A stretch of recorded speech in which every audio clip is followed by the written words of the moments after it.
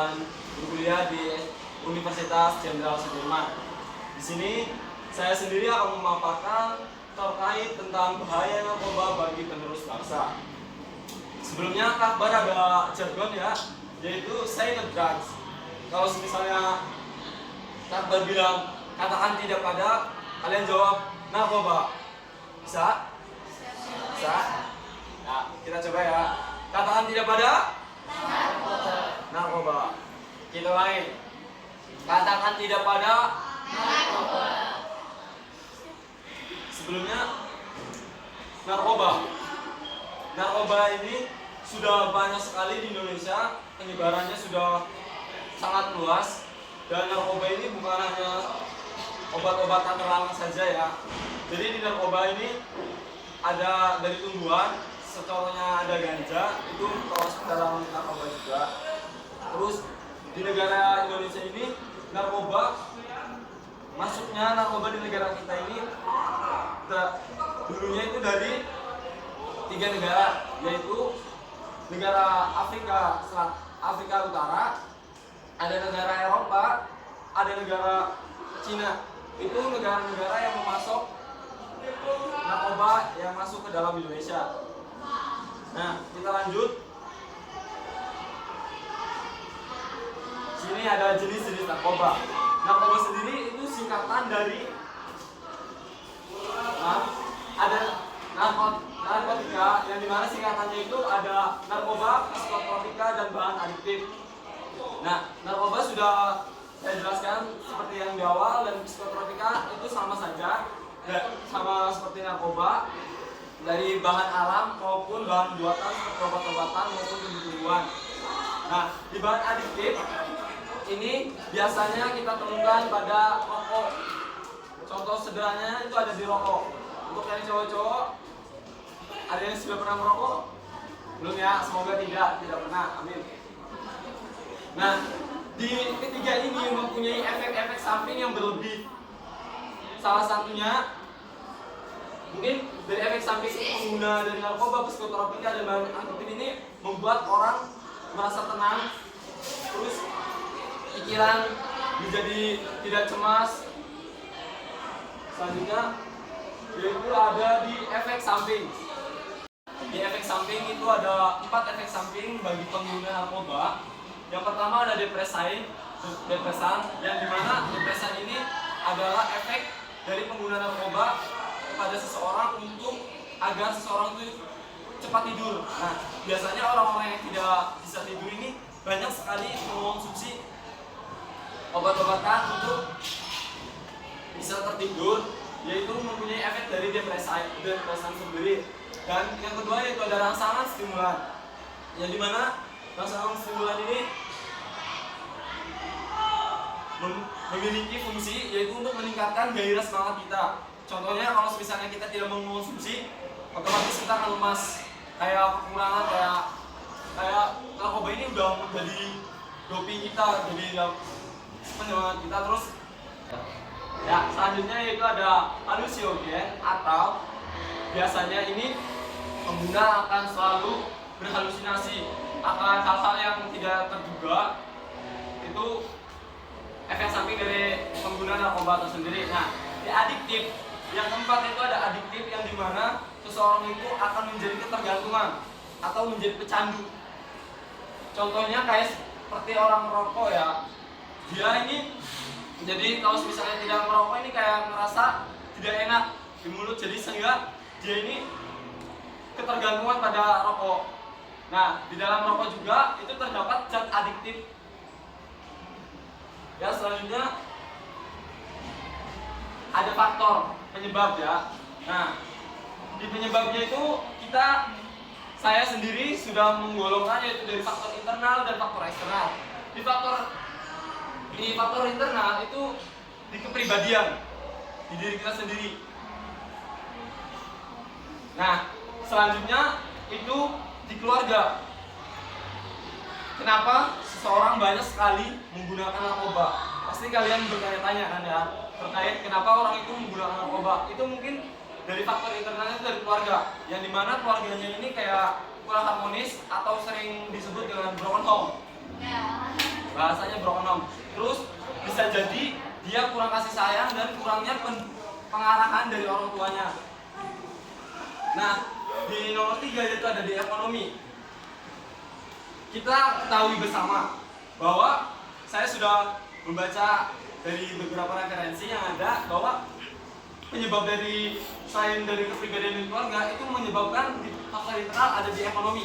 Kenapa? Karena setiap penjualan narkoba di Indonesia ini harganya sangat mahal, sehingga kita pribadi kita kayak tertarik untuk apa kita jualan narkoba aja ya karena untungnya gede. Nah itu terus ada juga dari faktor eksternal, itu dipengaruhi dari pergaulan.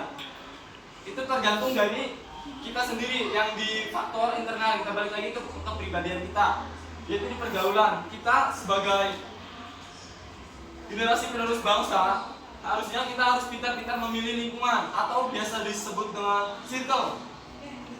Ya, sebenarnya pemilihan circle itu benar, harus diterapkan. Karena apa? Karena kita sebagai generasi penerus bangsa harus pintar-pintar memilih mana yang benar dan mana yang salah, sehingga kita tidak terjerumus untuk termasuk ke dalam penyebab pengguna salah satu narkoba. Terus di sosial lingkungan, masih keterkaitannya dengan pergaulan. Di sosial lingkungan, kalau misalnya lingkungan kita ini sangat mendukung sekali tentang adanya narkoba, seperti kayak desa A ini terkenal banget kayak pengedaran narkobanya sangat luas, sangat banyak terjadi. Nah, kita sebagai warga yang di sini di desa A ini harus bisa mengantisipasinya untuk tidak terjerumus. Bagaimana caranya? Kita balik lagi ke diri kita sendiri. Bagaimana kita mencari pertemanan kita dengan baik, pergaulan yang sehat, yang aman. Mungkin itu dari penyebab seseorang menggunakan narkoba. Selanjutnya yaitu ada pencegahan dan pengendalian. Otomatis dari penyebab pasti ada pengendalian. Salah satu pengendaliannya itu yang pertama, kita harus mencintai diri kita sendiri. Kita harus mengetahui kekurangan kita di mana, kelemahan kita di mana. Kita harus itu semua. Dan terus mengetahui kelemahan dan kekurangan diri sendiri. Yang seperti sudah dikatakan yang pertama, yaitu mencari diri sendiri. Otomatis kita harus menghargai dan mengenali kelemahan dan kekurangan pada diri kita sendiri. Terus yang ketiga ada pilih teman yang benar. Ini sangat-sangat benar ya. Kalau misalnya ada orang yang bilang kamu terlalu geng-gengan, itu menurut saya sangat wajar sekali, karena kita sebagai generasi penerus bangsa kita harus bisa memilih teman yang baik dan mana yang salah. Yang keempat adalah fokus pada tujuan hidup, cita-cita. Jadi kita harus fokus pada tujuan kita. Pertama, kita harus ingat orang tua kita. Orang tua kita yang sudah mendidik kita, merawat kita.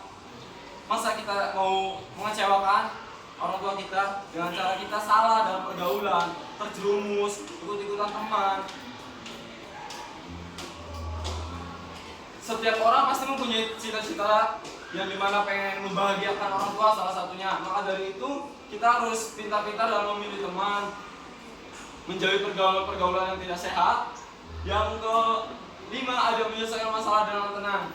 Nah, biasanya pengguna narkoba ini adalah salah satu orang yang tidak bisa mengatasi masalahnya dengan tenang. Karena apa? Karena dia selalu melampiaskannya pada obat-obatan, sehingga dia sangat ketergantungan, sehingga dia kecanduan terus-menerus. Akhirnya apa yang didapat? Tidak ada, hanya menyebabkan dampak buruk pada tubuhnya sendiri.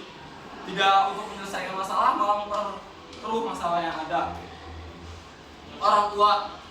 Nah, biasanya anak-anak ini jarang sekali ya, adik teman-teman ini jarang, mungkin banyak yang kurang dekat dengan orang tua ya.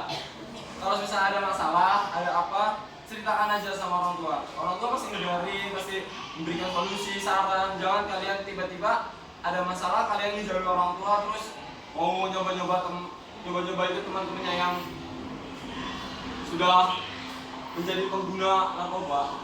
Terus ada motivasi diri, ada motivasi dari orang yang di sekitar, seperti tadi di lingkungan.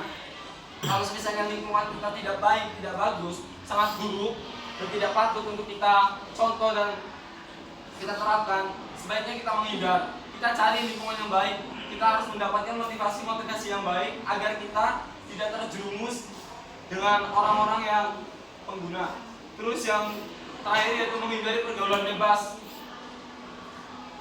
Pergaulan bebas ini dalam hal ya tadi konteksnya, dia ini kurangnya kasih sayang orang tua karena kurang keterbukaan kepada orang tua, sehingga dia merasa kayak dia hidup sendirian, sehingga dia memberanikan diri untuk keluar bebas.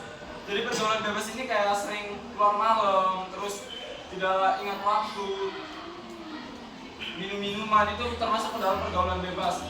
Mungkin seperti itu.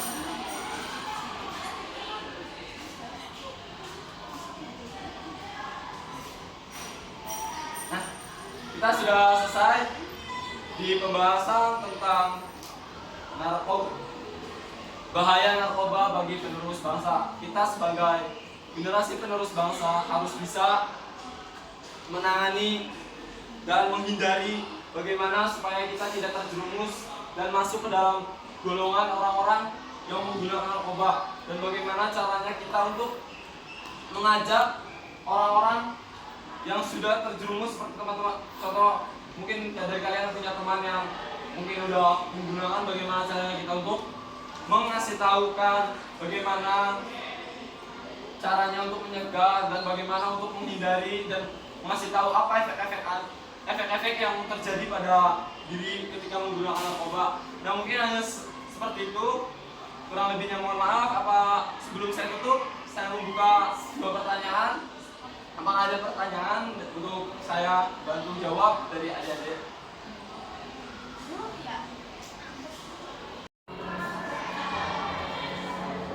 Ya, gimana? Perkenalan diri dulu. Kapan nggak tahu namanya? Ya, dari kelas berapa?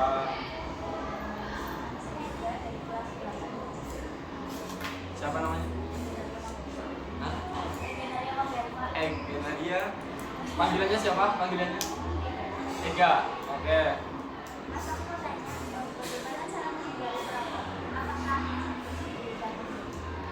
Ya, terima kasih. Bagaimana cara menghindari merokok? Itu balik lagi ke diri kita sendiri ya. Bagaimana caranya kita untuk memilih pertemanan yang baik?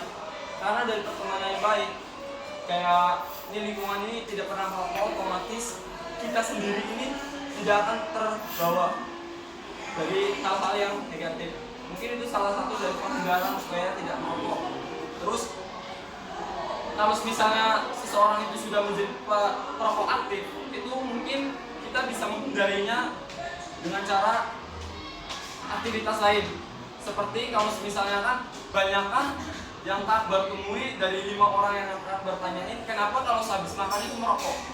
Alasannya karena mulutnya ini kayak asem, katanya mulutnya asem, sehingga mereka ini harus merokok. Nah, mungkin solusi lainnya itu, cara menghindarinya itu agar tidak menjadi pecandu ataupun menjadi perokok aktif, itu mungkin kita mengganti kegiatan merokok tersebut dengan cara memakan buah bisa jadi, dan memakan permen. Itu mungkin bisa mengurangi resiko dari penggunaan rokok. Terus yang terakhir apa? Nah, untuk masalah Pak sendiri, alhamdulillah belum pernah merokok ya. Kelihatan dari bibirnya masih tinggi banget. Biasanya perokok aktif ini bisa kita lihat dari fisiknya. Kayak dari gigi dia ini biasanya kuning. Lihat orang-orang yang perokok aktif, giginya kuning. Terus dari bibirnya ini tidak tidak alami warnanya, kayak agak gelap biasanya. Iya, kayak warna ungu. Nah, bisa dicek teman-teman kalian nanti. Ya, untuk mengetahui dia perokok aktif atau pasif. Kita lihat. Masih merah-merah. Saya sama ini teman-teman yang cowok. Giginya juga putih-putih. 2 kali sehari ya mas. Ya mungkin seperti itu mbak. Bagaimana? Ya selanjutnya ada yang mau ditanyakan. Satu pertanyaan lagi. Nanti lagi hadir saya ya. Ke saya paginya. Habis selesai ini. Satu lagi yang mau ikut dari kita mbak.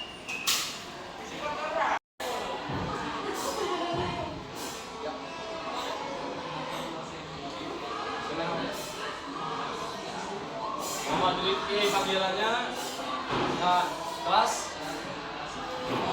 8 B.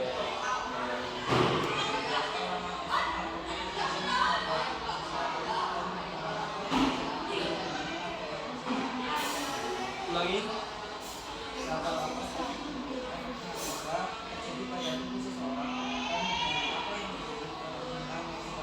oke, berapa lama efek narkoba yang terjadi pada tubuh dan apa yang terjadi bagi pengguna narkoba pada tubuhnya ya. Oke.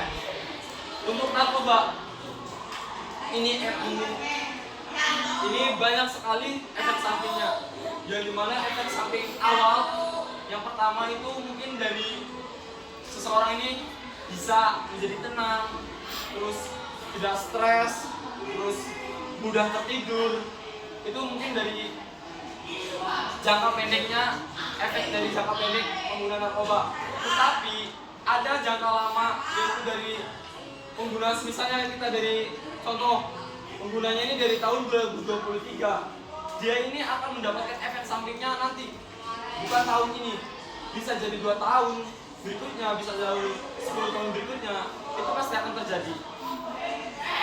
Jadi untuk berapa lama itu tergantung dari penggunanya. Kalau misalnya dia sudah aktif banget, otomatis di beberapa tahun ke depan dia akan merasakan gejalanya, yang dimana gejalanya itu biasanya penurunan berat badan, perubahan fisik, yang tadinya fisiknya segar, sehat, bugar, tiba-tiba beberapa tahun ke depan, 2 tahun ke depan, dia tiba-tiba kurus, kecil, terus dari mata dia yang tadinya fresh banget, terus pas sering menggunakan itu beberapa tahun ke depan mungkin bisa kekuningan, itu bisa terjadi. Terus membuat daya ingat seseorang itu menjadi menurun, bisa jadi dia lupa karena efek dari halusinasi tadi. Efeknya ini kayak membuat kita nggak mengenali lingkungan kita loh. Kita hanya fokus pada diri kita sendiri, sehingga itu menjadi dampak negatif buruk berkepanjangan, entah terjadi 2 tahun berikutnya ataupun 10 tahun berikutnya. Dan terus bisa menyebabkan dehidrasi, sehingga seorang tersebut bisa mendekati kematian. Narkoba juga dapat membunuh. Seperti yang di rokok ya, yang pernah dilihat ada tulisannya, merokok membunuhmu. Ya, mungkin bisa diterima mas. Ya oke. Ini udah gak ada, mau tertutup. Tapi nanti kita cek ya, yang kayak tadi.